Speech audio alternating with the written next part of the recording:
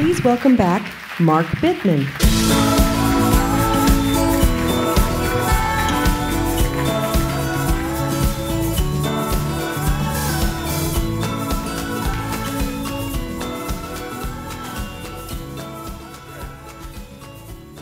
Seth gave me this.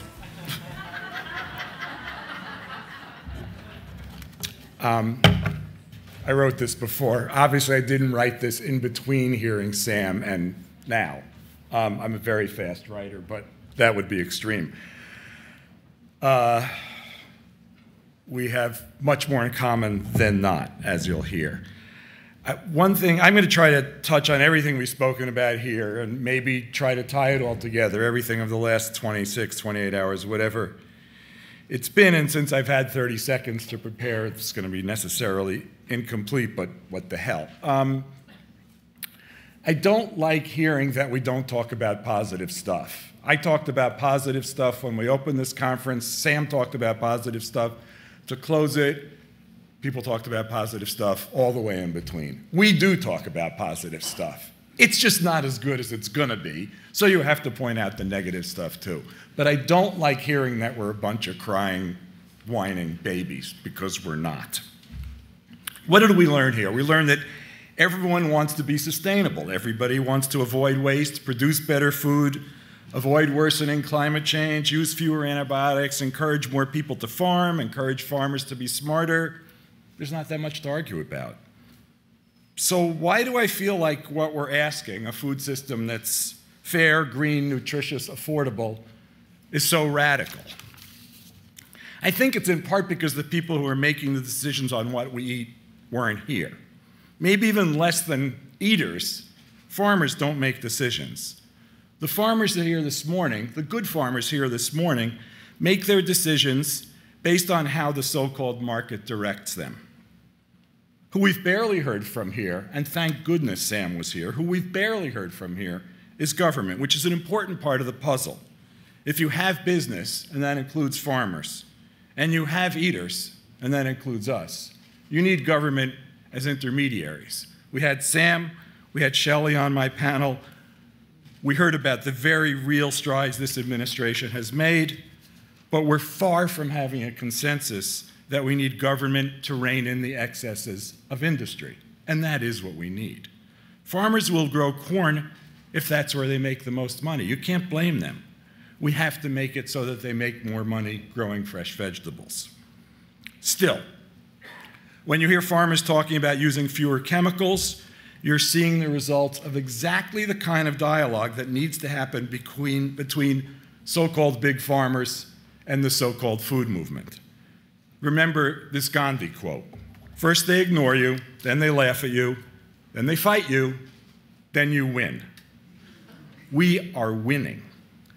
It's too bad government isn't a more active part of that conversation, but it will be if we make it so. And it is true that this administration is the best administration we've had in terms of food, maybe ever. We need better. Let's remember that the food movement comprises farmers, as well as ranchers, activists, NGO representatives, members of Congress, members of the administration, journalists, academics, business people, and more. The food movement is just about making food better. The farmers you heard from today passionately said they want to make farming and food better. How great is that? That's synergy. We all want the same thing. Let's hope everyone is equally serious. I know that Bruce Rominger is. Bruce has left. Bruce was one of the farmers here this morning. I've been on Bruce's farm, and it's a fine place. Nothing bad happens there. If Bruce Rominger is big ag, I'm with big ag. He grows fruits and vegetables. He does so imperfectly, and he'd be the first to say that.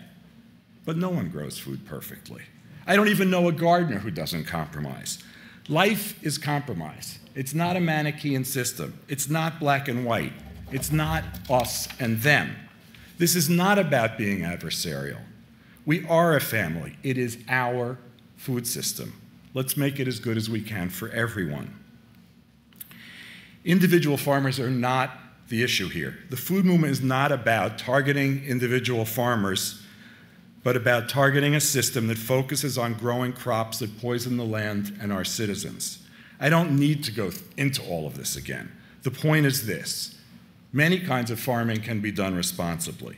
It's the system that's the problem. Farmers are part of the problem, but so are eaters. We all have to do a better job. It's the system, though, that covers our land with corn and soybeans, the system that feeds the marketers of junk, the system that pushes chemicals, pushes antibiotics and hormones, pushes sugar, not farmers. And that system, by the way, is not transparent. If farmers want more transparency, I'm fine with that. But it's big ag that pushes ag-gag laws, and it's the food movement that opposes them. How do you bridge that gap? You fight it out. It might not be pretty. Families don't always fight fair.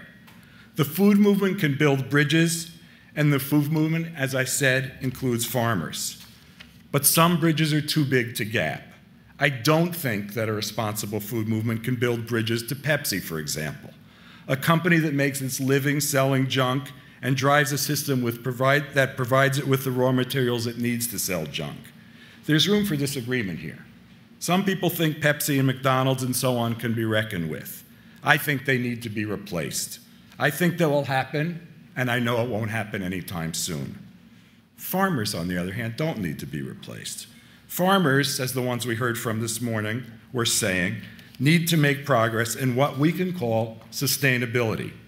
We need new farmers using new or maybe old techniques and methods, and we need farmers growing things other than soybeans and corn.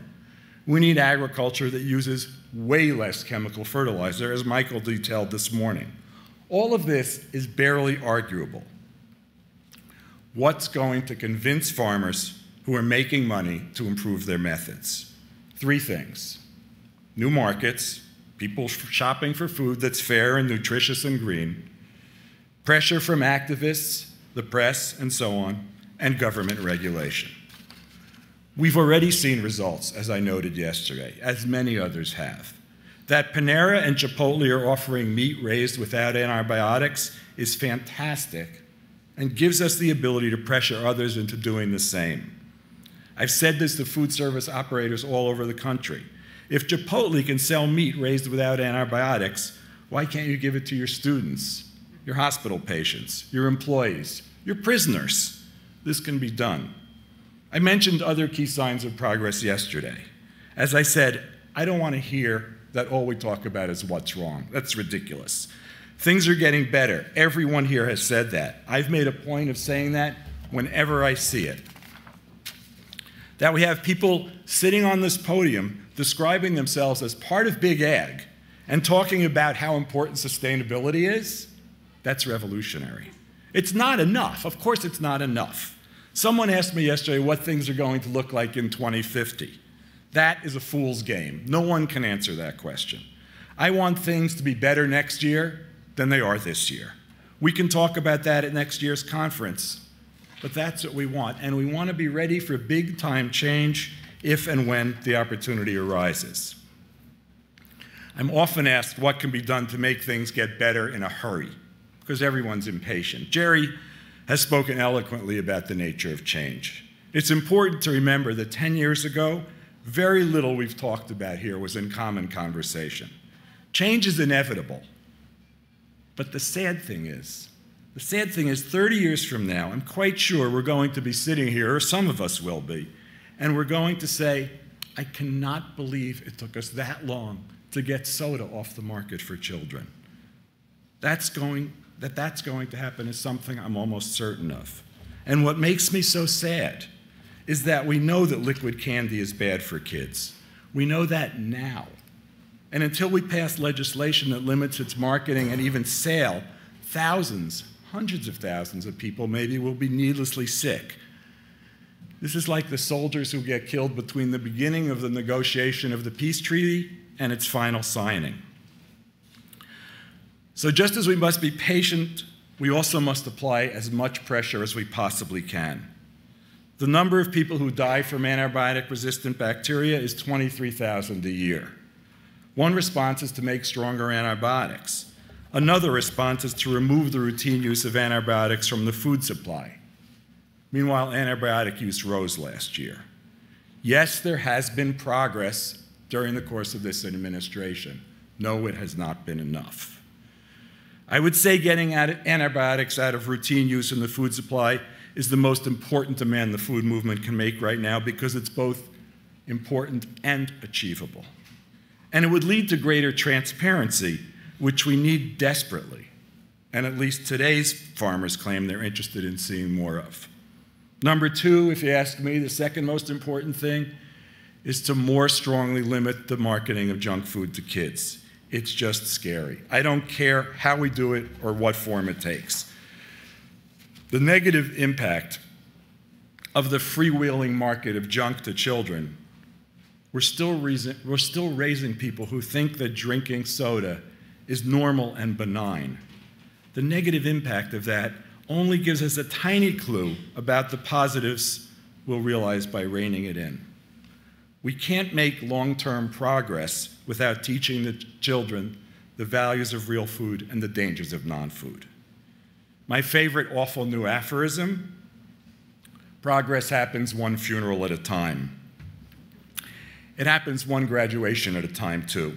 It's too late to teach today's 16-year-olds that chicken nuggets, tater tots, pizza, and soda do not make a good lunch. But it's not too late to teach that to today's 4-year-olds. We need not only better school lunches, something the current administration has been very strong on, but we need rules that say it's not okay to sell junk nonstop to kids, except at lunch.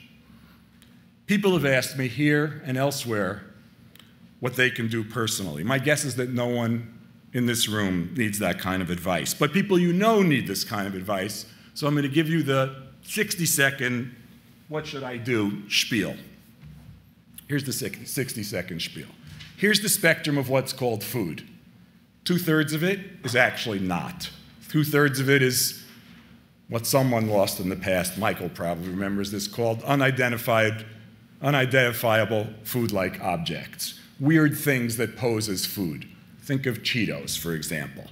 You take those 2/3 of the things that are called food, and you eat as few of them as you can. Now you're left with 1/3 of what's commonly sold in supermarkets and in fast food chains. You look at that 1/3 and you say, I'm going to eat more plants out of that 1/3 than I did last year. And next year, I'm going to eat more plants than I ate this year.